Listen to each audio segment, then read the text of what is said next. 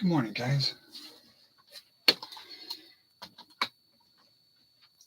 I put a picture of a thumbnail of the Dodge A100 1966. Used to be a Dodge van. It would have been a 66 Dodge van. And it was cut down in 1969, 1970, right in there by a carpenter who did the interior just beautifully. It had that grained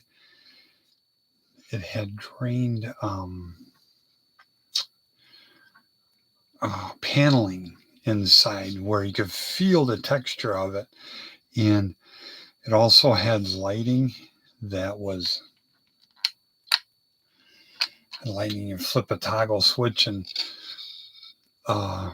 it was like swirled plexiglass. It was tinted yellow, like a deep yellow, almost orange. And that all lit up at night. It was an overhead console, and he did just a beautiful job on it, on that interior. And I bought it for the wheels. And then that's how the bottom of this one turned out like. I'm going to call that one done, finally. I did something with the tail lights. I used the custom version ones and put them on. They seem to be about the best suited for that. Okay. Yeah, I was going to show you how I dust my models real fast. The spray can, I fold up a piece of toilet paper like into fours, and it's only about maybe that big or so. And I put it right against the nozzle and spray it. That way it doesn't atomize and get in the air and make everything fisheye. Here's how the hubcaps and stuff I put on there now.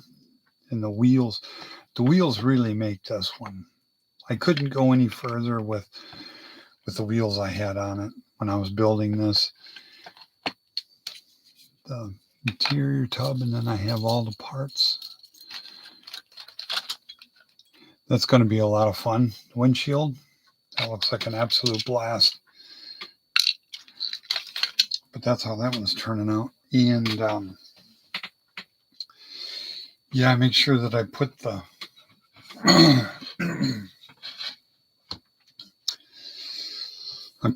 toilet paper like right up against the nozzle. That way it doesn't spray it and atomize it in the air, because then it would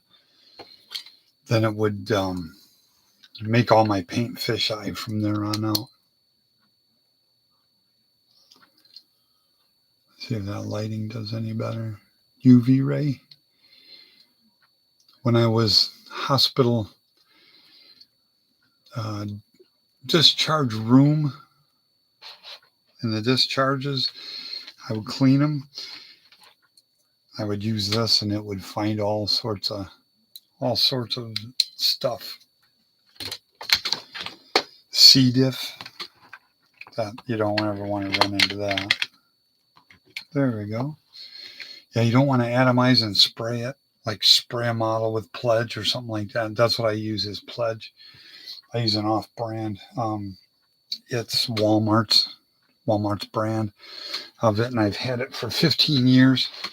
And it feels like the can is empty, but it's worked like that for 15 years. So it's obviously a lifetime supply.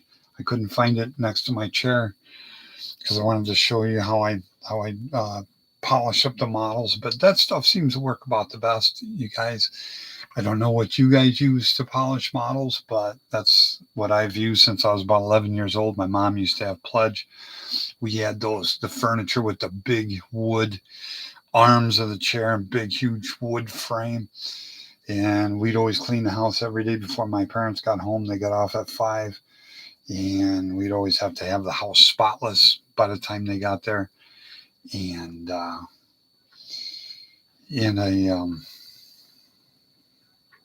always use Pledge because we always had Pledge on hand. And that's always did real good for the models, to make them nice and shiny, get rid of any dust, fingerprints. But I used to spray it on.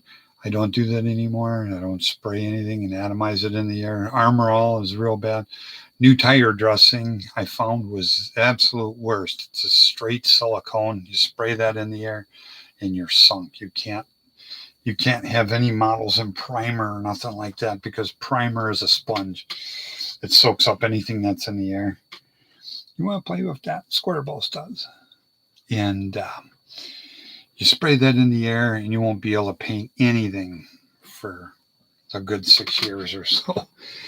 Okay, guys, I just wanted to show you a little bit about that and show you another picture of the flatbed that I had. That was before I painted it. That was 4th of July, 1993.